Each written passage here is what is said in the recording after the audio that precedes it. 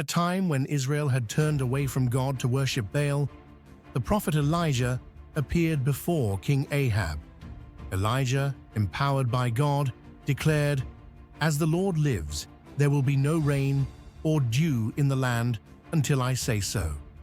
The drought began immediately, drying up the land and crops. God directed Elijah to go eastward and hide by the Kerith brook. There, Elijah drank from the brook, and God provided food in an incredible way. Ravens brought him bread and meat every morning and evening.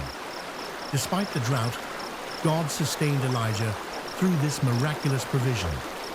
But as time passed, the brook dried up. God spoke to Elijah again, saying, "Go to Zarephath in Sidon.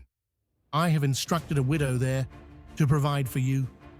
Trusting God's word, Elijah traveled to Zarephath.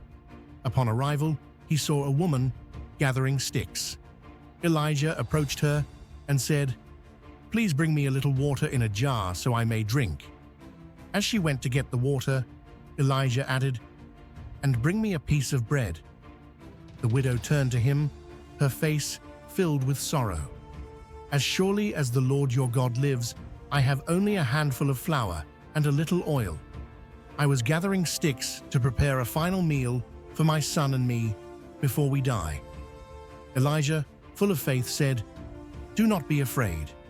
Go home and do as you said. But first, make me a small loaf of bread. Then make some for yourself and your son. For this is what the Lord says: the jar of flour will not run out, and the jug of oil will not dry up until the day the Lord sends rain on the land." Trusting Elijah's words, the widow did as he instructed. Every day, she found enough flour and oil to make bread. The supplies never ran out, a miracle of God's provision. Sometime later, tragedy struck. The widow's son became sick and died. Devastated, she cried out to Elijah, "Did you come to remind me of my sin and cause my son's death?" Elijah took the child to an upper room, laid him on a bed, and prayed to God, "Lord, let this boy's life return to him." Elijah stretched himself over the boy 3 times, calling out to God. Suddenly, the boy's life returned. Elijah carried him downstairs and gave him to his mother. The widow wept with joy and said, "Now I know you are a man of God, and the word of the Lord in your mouth is the truth." Through drought, hunger, and even death, God showed his power and faithfulness through Elijah. The drought continued in Israel for 3 years.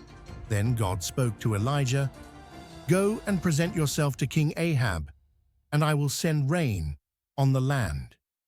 Elijah obeyed, journeying back to confront the king.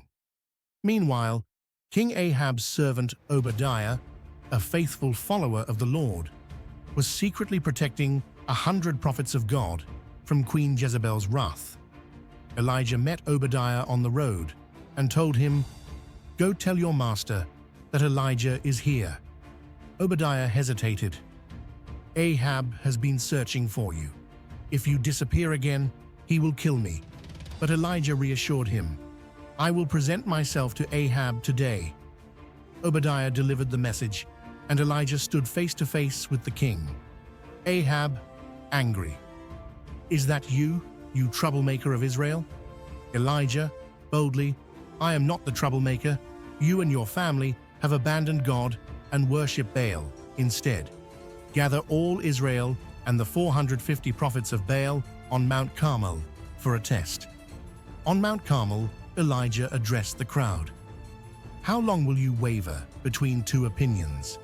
If the Lord is God, follow him. If Baal is God, follow him." The people remained silent. Elijah then proposed a challenge. "Let Baal's prophets prepare a sacrifice and call on their God to send fire. I will do the same for the Lord. Whichever God answers with fire is the true God." The prophets of Baal began. From morning to noon, they danced and shouted, "Baal, answer us!" But there was no response. Elijah mocked them, saying, "Shout louder. Maybe he's asleep or on a journey." They cried out and even cut themselves, but Baal remained silent. At sunset, Elijah rebuilt the altar of the Lord. He placed the wood and the bull on the altar and dug a trench around it. He soaked the altar with water 3 times until the trench was full. Then Elijah prayed, "Lord, let it be known that you are God and that I am your servant. Answer me so these people will know you are turning their hearts back to you." Suddenly, fire from heaven fell, consuming the sacrifice, the wood, the stones, and even the water. The people fell to the ground, crying, "The Lord, He is God." Elijah ordered the prophets of Baal to be seized. With the prophets of Baal defeated, Elijah tells Ahab to prepare for rain. He goes to the top of Mount Carmel and prays fervently, sending his servant to look for any sign of rain. After 7 attempts, a small cloud the size of a man's hand appears.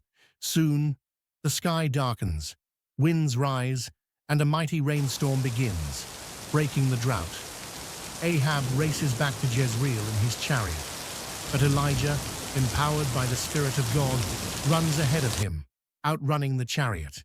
The following are lessons drawn from this story. First, when God sent Elijah to the Kerith Brook and later to the widow in Zarephath, Elijah had to trust that God would provide for him. Despite the drought and famine, God used unexpected means, ravens and a poor widow, to sustain him. This shows us that God can provide for us in ways we don't expect. Even in difficult seasons, we should trust in His faithfulness.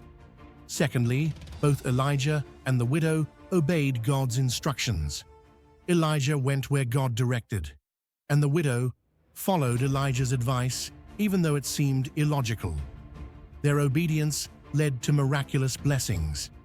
This teaches us that obedience to God's word often opens the door to His miraculous provision and protection. Finally, despite standing alone, Elijah boldly declared God's truth. We too should stand firm in our faith, even when others oppose us. If this story inspired you to trust in God's power, like this video and subscribe to our channel for more Bible stories and Christian content. Hit the notification bell so you never miss an update. Stay encouraged in your walk with Christ. See you next time.